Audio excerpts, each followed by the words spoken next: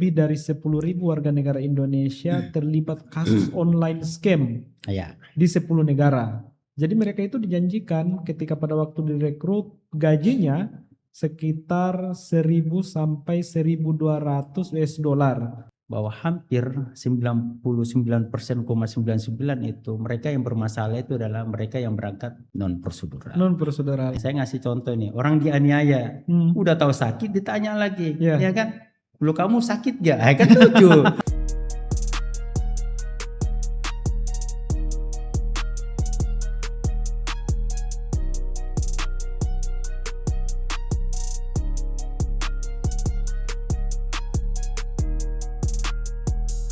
Berarti sejauh ini perusahaan-perusahaan yang terlibat di DKI Jakarta masih aman-aman aja Bang ya? Maksudnya masih memenuhi standarisasi dan patuh terhadap prosedural yang sudah ditetapkan. Ya, jadi kalau bercerita tentang kepatuhan, ya ada beberapa. Ya ada beberapa, tapi di situ ada kewenangan bagi seorang menteri atau pejabat yang berada di kementerian. Ketika perusahaan-perusahaan ini tidak menjalankan regulasi SOP aturan yang ada, maka menurut saya sangat keras tindakan yang diambil. Salah satu contoh ada beberapa perusahaan yang sudah dilakukan pembekuan. Apa masalahnya itu Bang? Jadi kalau kita bercerita masalah, ya mungkin salah satunya adalah dia tidak melaporkan terkait dengan berapa jumlah perekrutan dan berapa jumlah pemberangkatan selama mungkin ya 1 bulan, mungkin selama periode 1 atau mungkin selama setahun.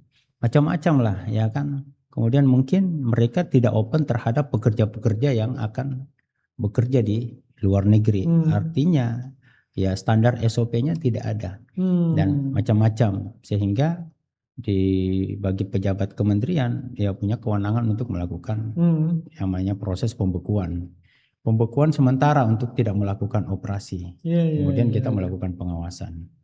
Jika pembekuan pun tidak cukup untuk dijadikan sebagai proses pembinaan, maka ya menurut saya ya jika benar-benar sudah fatal dan tidak bisa ditolerir lagi dan membahayakan bagi keselamatan dan nyawa bagi pekerja migran, ya saya rasa ya sesuai aturan hukum yang berlaku, ya pejabat kementerian bisa melakukan pencabutan izin. Dan itu sudah dilakukan sebelumnya? Banyak yang dilakukan. Itu banyak sudah dilakukan. Saya Karena rasa beberapa perusahaan pun sudah sudah terdaftar di kementerian. Ya kan capek aja sebenarnya Bang, pemerintah melakukan sosialisasi, mengajak masyarakat untuk meningkatkan kualitas, meningkatkan skill.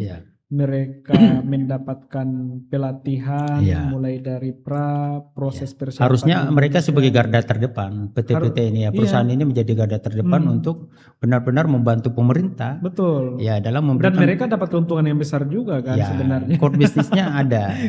Dia menjaga core bisnis ada, tapi dia harus tidak boleh lepas daripada yang namanya pelayanan hak asasi manusia. Kalau bercerita tentang hak pekerja, mau bercerita tentang hak pekerja di dalam negeri, itu sama. Hak-hak mereka juga berada di luar negeri. Ya kan? Hak-hak apa yang diatur dalam undang-undang kan jelas di situ.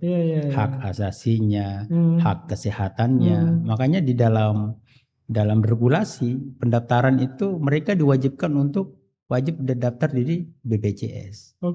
Ya, hak kesehatan. Daftar BPJS di Indonesia kemudian dapatkan di luar. Iya. Itu. Jadi mereka sebelum keluar wajib terdaftar. Wajib didaftarkan. Berarti bukan hanya kesejahteraan yang dijaminkan, tetapi juga kesehatan. Bukan, kesehatan. Jaminan hak asasi, jaminan kesehatan, jaminan gaji sudah pasti. Karena kan mereka sudah harus paham kontrak sebelum mereka terbang. Sebelum verifikasi mereka harus paham kontrak. Ya kan? Sebelum pelatihan mereka harus paham kontrak. Itu sudah sangat jelas. Kontraknya itu kan antara PMI dengan PT-PT ini ya Bang ya? Ya, bahkan bukan itu aja, di dalam regulasi saya lihat aturan kontrak mereka itu. Bahkan hak cuti, hak sholat, hak untuk jam kerja pun ada di situ. Oke. Iya, jadi menurut saya teman-teman kita yang berangkat secara prosedural itu sangat luar biasa, Sangat luar biasa. sudah sangat terlindungi oleh negara. Iya. Ya, kenapa kita harus sering kiat-kiat melakukan ini? Karena ini sangat ada manfaatnya. Ya itu besar. Lagi-lagi saya katakan besar banget manfaatnya, Bang. Iya. Dengan kontribusi devisa ya. Ya, yang memang nomor sih 2. kalau kita melihat DKI ini kan Iya. ya bercerita tentang DKI, maka tentunya kita harus bercerita tentang perlindungan pekerja migran Indonesia dan pekerja yang ada di Indonesia. Ya, ini tentunya merupakan tanggung jawab negara. Iya. Ya, sebagaimana yang diamanahkan tentunya oleh peraturan perundang-undangan bahwa negara wajib hadir sejak tahap pra penempatan.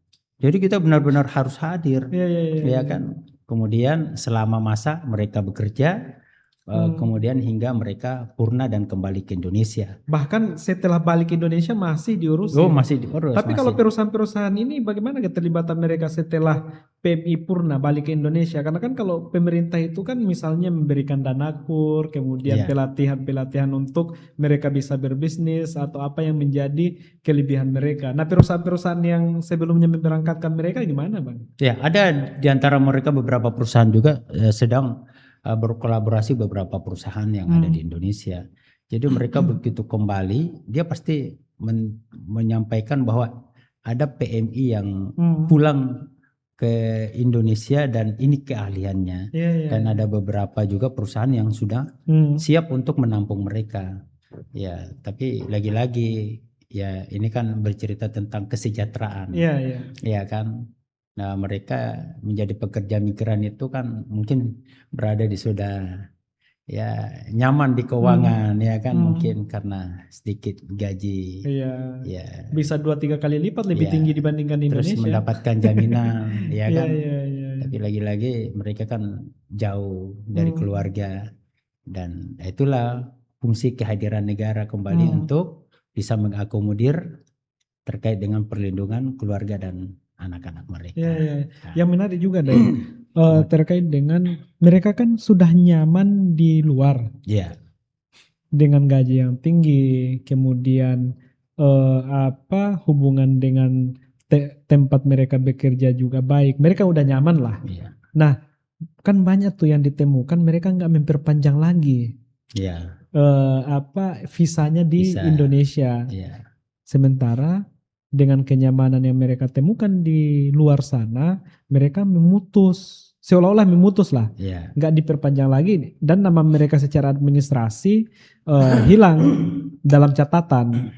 Nah, tapi ketika ada masalah, baru ujung-ujungnya komplain ke negara. Ya, jadi lagi-lagi kalau kita bercerita tentang perlindungan, ini kita bercerita tentang perlindungan. Kenapa mereka itu wajib melaksanakan kontrak? Mungkin ada yang 2 tahun, ada yang 3 tahun. Setelah itu habis, mereka punya kewajiban untuk memperpanjang. Lagi-lagi kembali lagi bahwa ya tentunya tujuannya adalah ini mencakup masalah aspek hukum, ya kan. Kemudian aspek sosial, ya bercerita tentang aspek ekonomi sudah pasti karena bercerita tentang kontrak. Kalau mereka tidak dijamin oleh negara terkait dengan kontrak, yang pastinya di mana mereka tempat melanjutkan pekerjaan, ya perusahaan-perusahaan atau pribadi individu yang ada di luar negeri, mereka juga ya kadang ogah-ogahan, ya kan, ya yang mau kerjakan kamu, akhirnya ya mindset seperti itu yang sebenarnya harus ditanamkan kepada anak-anak pekerja kita itu sebelum berangkat ke luar negeri itu. Ya. Kemudian ya tentunya lagi-lagi ini bukan hanya pekerjaan Kementerian P2MI atau BP3MI, lagi-lagi kembali lagi ini harus dibangun dengan cara ya komunikasi, koordinasi dan kolaborasi antar lintas sektoral, ya kan, pemerintah daerah dan pusat, ya termasuk aparat penegak hukum. Ya. Yang terakhir barangkali ya kita bercerita terkait dengan TPPO. Nah, kita masuk ke TPPO nih, Bang. Jadi, ini kita sampai jam berapa ya? 3 jam ya? Ya kita mungkin 15 menit ke depan ya. Iya, iya, iya.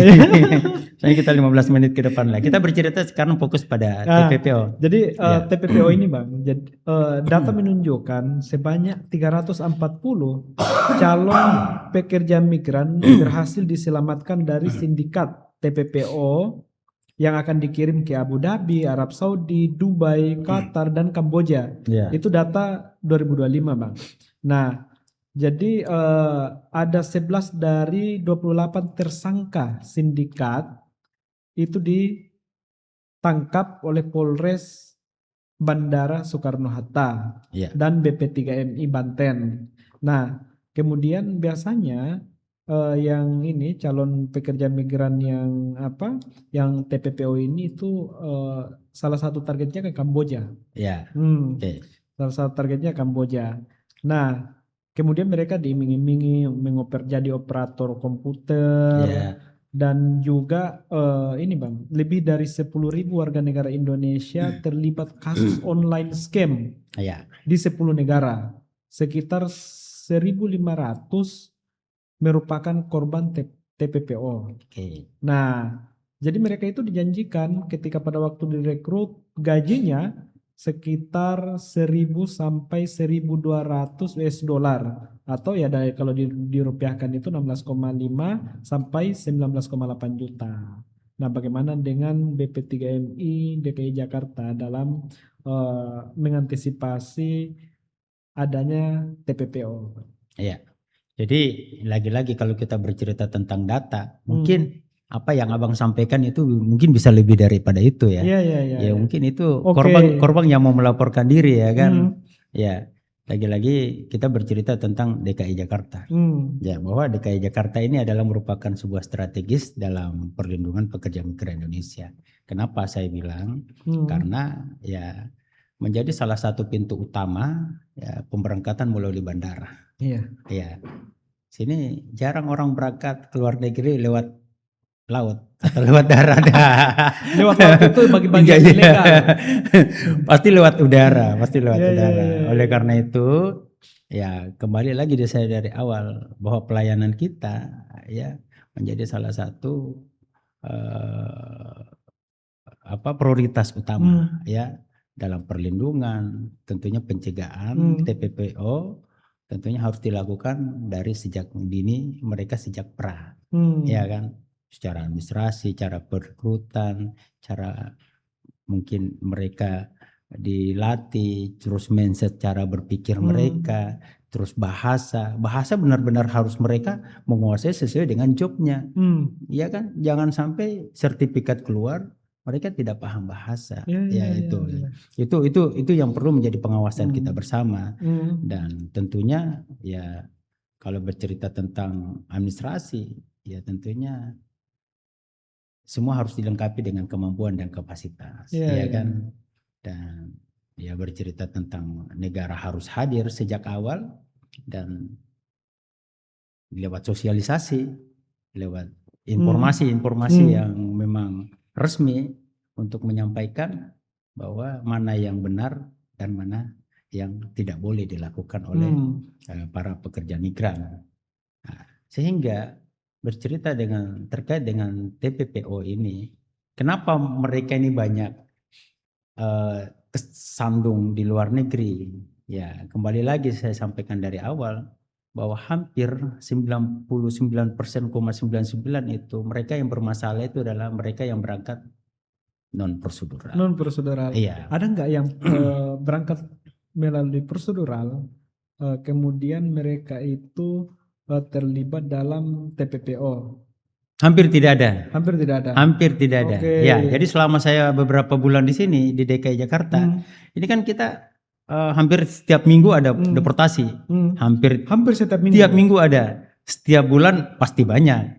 Setiap tahun, wah luar biasa banget, ya kan? Kalau bahkan aduan juga banyak. Iya, aduan pun banyak, ya kan? Kalau kita bercerita deportasi, ya mereka yang kerja di sawit, mereka yang kerja rumah tangga, mereka yang jadi tukang, mereka yang jadi jualan, jual-jualan, buka restoran di sana dan macam-macam. Mereka adalah deportasi yang non prosedural. Nah, Berarti yang terlibat dalam love scamming, online scamming itu ya mereka itu yang tidak melalui prosedural. ya, mereka yang tidak Ya kan prosedural. ngeri bang, Ya. yang love scamming itu. Jadi mereka dihubungi lewat Telegram, kemudian Ya. didekati. Yang tadi video Abang call, sampaikan, mereka ini kan mendapatkan Iya. janji-janji, iming-iming. Ya.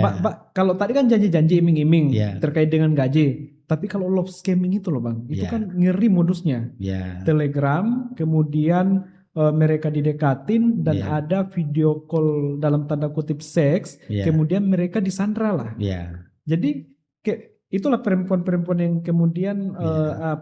dalam tanda kutip mudah terjebak. Ya. Jadi mereka nggak bisa berkutip kalau udah direkam videonya bang, kemudian diperas. Ya, lagi-lagi inilah kecanggihan teknologi. Ini merupakan tantangan kita bersama, sehingga saat ini Kementerian P2 ini sedang mengelola yang namanya sistem teknologi, ya sistem patroli cyber, ya kan, mungkin ada media khusus tempat mereka untuk bisa mengedukasi, bisa menyampaikan aspirasi, dan mungkin bisa berdialog secara langsung, baik CPMI yang akan berangkat, termasuk teman-teman kita, saudara-saudara kita yang ada di luar negeri. Ini sedang dikembangkan oleh kementerian. Betul. Ya. Dan pelakunya itu bang bukan orang Indonesia, tapi pelakunya dari luar, kayak misalnya dari Cina. Ada 27 warga negara Cina yang kemudian kedapatan untuk melakukan tindakan video call yang tadi sempat saya sampaikan bang. Itu. Nah, kemudian bisa nggak bang ya?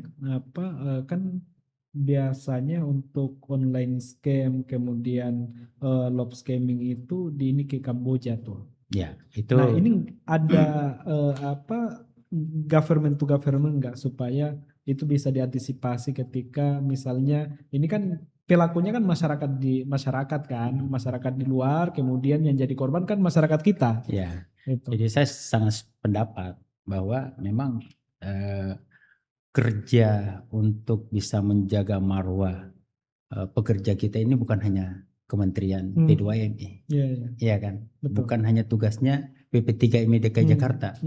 Ya, lagi-lagi ini tugasnya hampir semua kementerian lah.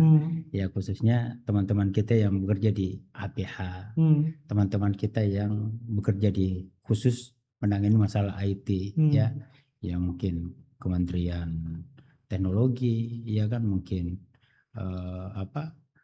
luar negeri, KBRI, ya kan, bisa melakukan kiat-kiat untuk mengantisipasi. Kalau di kementerian sendiri ini sedang berjalan, bahkan teman-teman kita yang berada di wilayah hampir setiap hari untuk melakukan patroli cyber terkait dengan adanya informasi-informasi atau berita-berita yang terkait dengan yang negatif terhadap kegiatan-kegiatan CPMI dan PMI baik di dalam maupun di luar negeri. Nah, itu. Oke. Itu barangkali. Siap. Yang terakhir bang. Ya. Yang terakhir menurut Daeng, mana yang lebih diutamakan, mental atau kualitas? Untuk persiapan jadi pekerja migran Indonesia di luar. Jadi gini, saya bercerita tentang pengalaman saya menganalisa beberapa data, termasuk berdiskusi teman-teman saudara saya yang akan berangkat ke luar negeri, dan termasuk berdiskusi terhadap teman-teman saya yang sudah dideportasi. Pada prinsipnya mereka ini adalah semua butuh perlindungan dan jaminan negara kita, jaminan undang-undang terhadap kehadiran negara itu sudah terlaksana, baik yang berangkat maupun yang deportasi.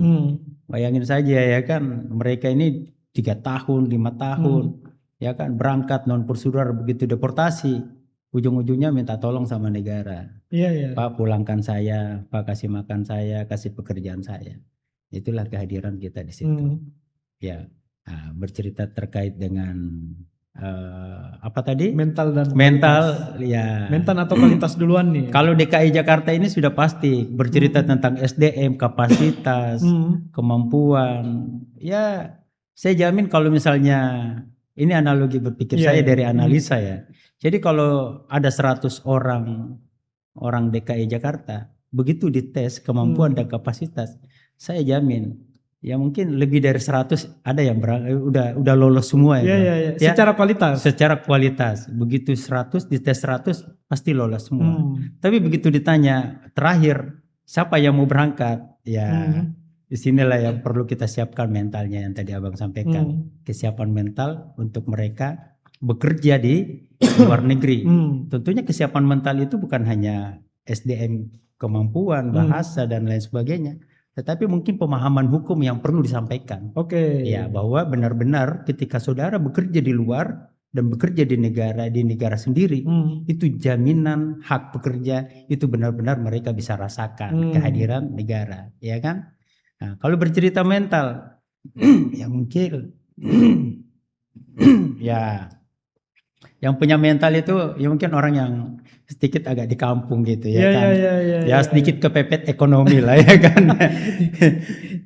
Ekonomi dan kepingin sukses di negeri orang. Iya. Ya Yang kan? penting modal mental dulu nih. Mental dulu. Belakangan kualitas. Belakangan. Jadi kalau ada orang misalnya dari timur, dari Sulawesi, ya kan, begitu kita tes kemampuan, ya kan, ya begitu ditanya, apakah kalian mau berangkat? Kalau ada 100 orang, mungkin angkat tangan semuanya. Semuanya angkat tangan. Semua mau berangkat. Jadi bertolak belakang. Ya, begitu dilakukan tes kemampuan, ya paling hanya beberapa orang yang mumpuni. Ini kebalikan ya. Kebalikan kan? dengan ya, DKI Jakarta dengan yang lagi di luar pekerjaan kita, ya kan? Kita mempersiapkan mental dan mempersiapkan SDM. Ya kan?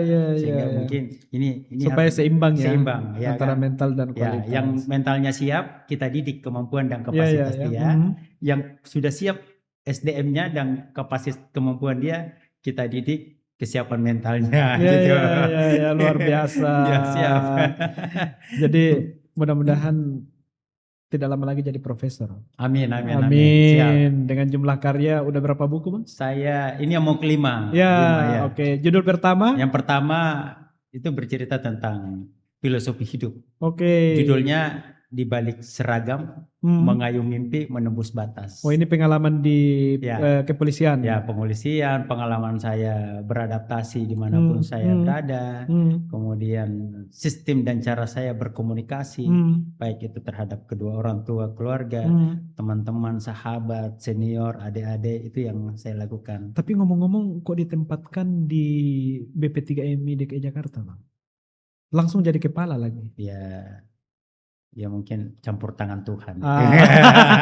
Itu nggak terlepas dari selain campur tangan Tuhan juga proses ikhtiar selama bertugas. Betul ya. Oke. Buku kedua saya bercerita tentang hak pekerja. Ya, saya bercerita mengupas habis bahwa kenapa saya bercerita hak pekerja. Ini pekerja dalam negeri atau dalam negeri? Okay. Ya, mereka ini kan bahwa di tempat saya dulu di Makassar, tempat saya bermain, itu ada namanya kawasan industri Makassar. Oke. Nah, kawasan industri Makassar itu. Di kawasan industri Makassar ini di sekitar mana, Bang? Kima. Oh, Kima. Ya, kawasan Makassar Daya, ya kan? Daya. Di situ perusahaan yang ada yang besar itu aja itu 160 sekian perusahaan besar.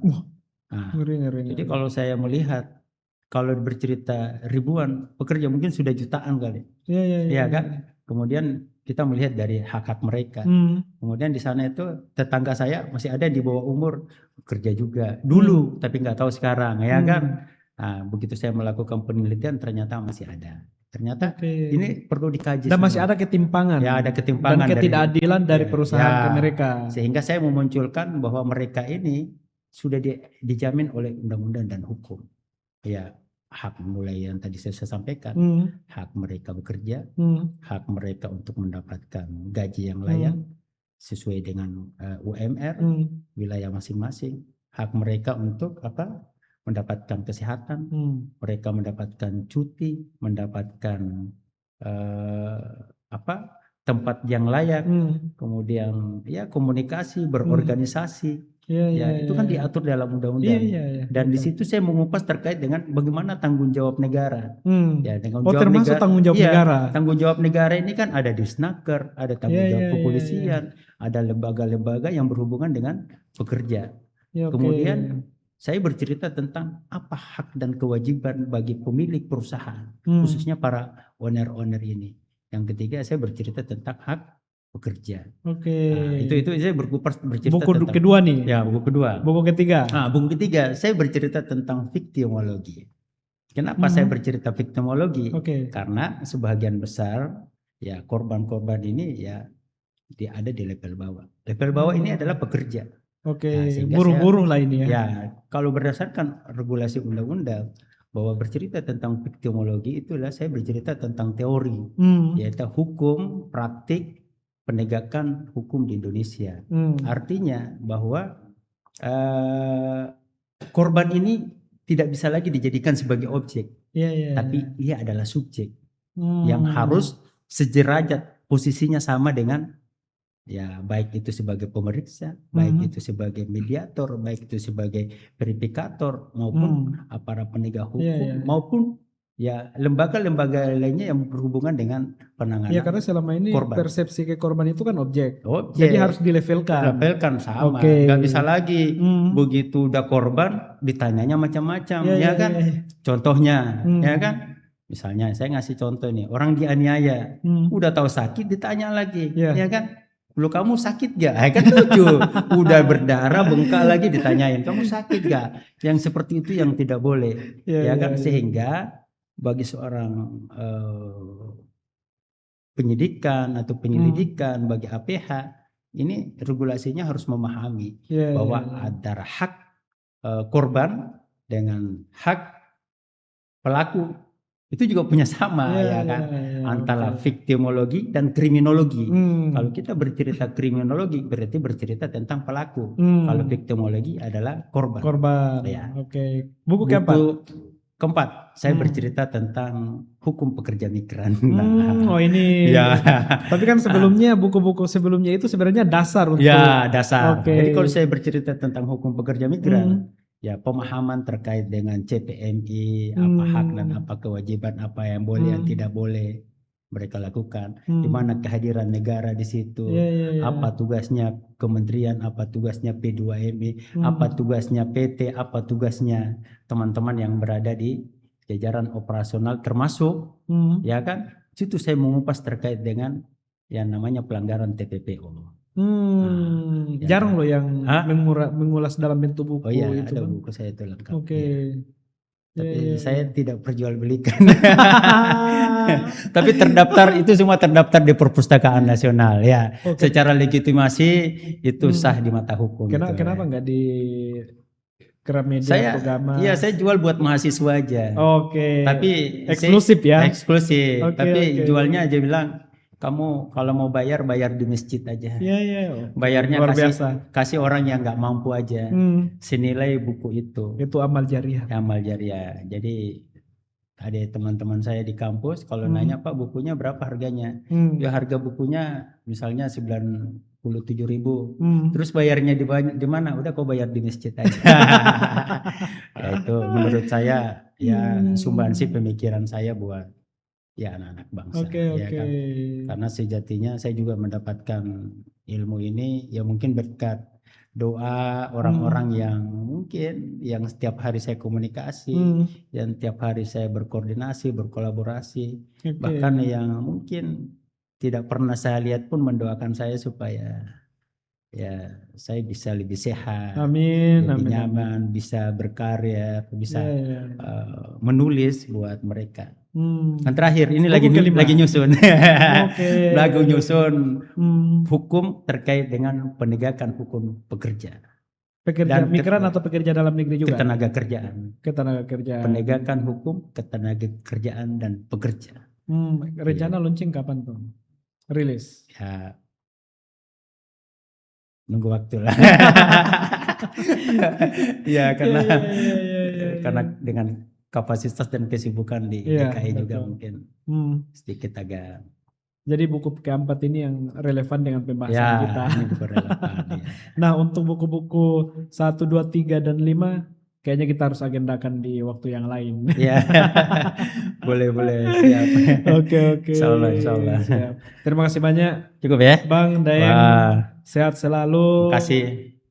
Jadi selain bentar lagi jadi profesor, naik jabatan dan Ya. posisi. Amin, Amin. amin. Oke, makasih banyak, Bang. Ya, saya terima kasih kepada abang saya, Siap, saudara Bang. saya, teman-teman terima kasih. Hmm. Ya, seluruh pemirsa terima kasih. Saya tentunya menyampaikan closing terakhir saya. Boleh Oke. ya? Boleh. Saya sebelum saya ini mungkin ada hal yang sedikit saya perlu sampaikan bahwa terkait dengan pelayanan, perlindungan dan pencegahan TPPO tentunya bukan sekedar kewajiban administratif, bahwa yang dimana tentunya kehadiran pemerintah, ya regulasi undang-undang dan amanat konstitusi, khususnya DKI Jakarta, ya DKI Jakarta itu termasuk bandara, negara harus hadir secara nyata, tegas, humanis demi melindungi pekerja migran Indonesia sebagai aset bangsa.